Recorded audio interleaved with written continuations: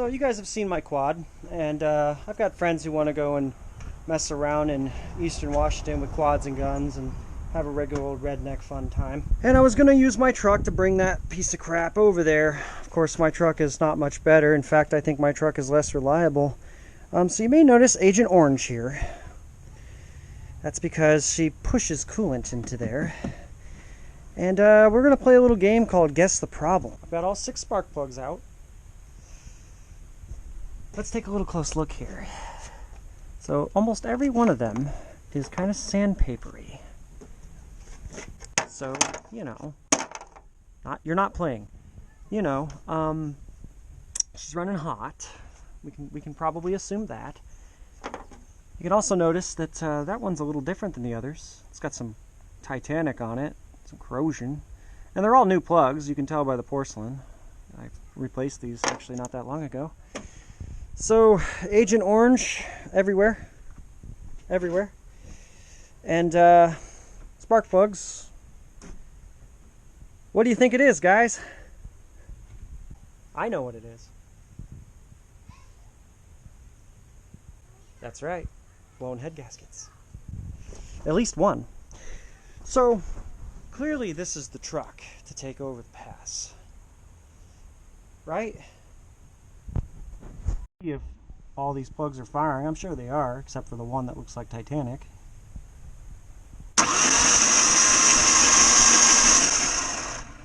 Yeah, that's got spark. Krusty has some sparks, so that's a good thing. At least we are sparking on all 6. I don't think she runs on all 6, but, you know, she did. But our head gasket is definitely getting to the point of this is a problem. Not all blown head gaskets result in eating coolant, burning it, or turning the oil to a chocolate shake. Some blown head gaskets do the opposite. Instead of sucking water into areas it doesn't belong, sometimes other gases, carbon monoxide, whatever, exhaust, is pushed into the system. This can also happen. And that kind of problem is not the kind of problem you're going to get away with using Blue Devil with, I'm going to tell you right now. And that's because the Blue Devil is just going to be pushed out of place. Typically when you Blue Devil a rad, it's the kind of blow where the water's being sucked into the piston, and the Blue Devil can kind of be sucked into that, you know, let's just call it a hole, because that's what it is. And it'll seal up with the right amount of heat and time. And then later screw up your water jackets and your thermostat and everything else, and then eventually fail about a year from after you used it. Also, I dropped that tool, and I'm probably never going to see it again. Yep. I don't know where that went. I've been looking around for it for about 15 minutes now. There it is. Can't make this shit up. Seriously, really? Anyway, between filming you guys and doing this actual, you know, simple job of pulling spark plugs, I lose track of stuff because I've got 5 things going on in my head. And this is why when people tell me that I should be a mechanic, I kind of give them a look. It's not that I don't enjoy it. It's the most fun I've ever had watching myself, if that makes sense. You who saw my earlier videos and were wondering why I was such a jackass and just putting straight frickin' water into this thing, that's because it's literally dying. And I'm not... The coolant, you know, buying half and half would literally be worth more than the truck. So we can't have that. The coolant coming out of the system is worth more than the rest of this engine and this vehicle at this point in time. I blame Harold. You guys don't know Harold, but he's the guy who sold me this truck. He was a real crafty dude. He's the reason there's screws in the dashboard where there's not supposed to be. So it's a really crafty guy.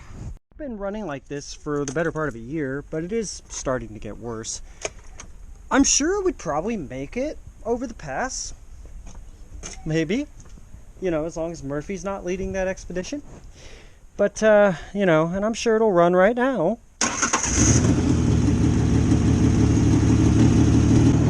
Not running on all 6. Hang on. Just thinking about it.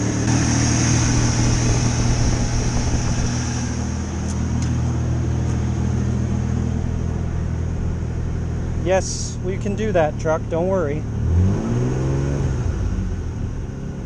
Well, she might be running on all 6 now. Great. Yeah. Sure.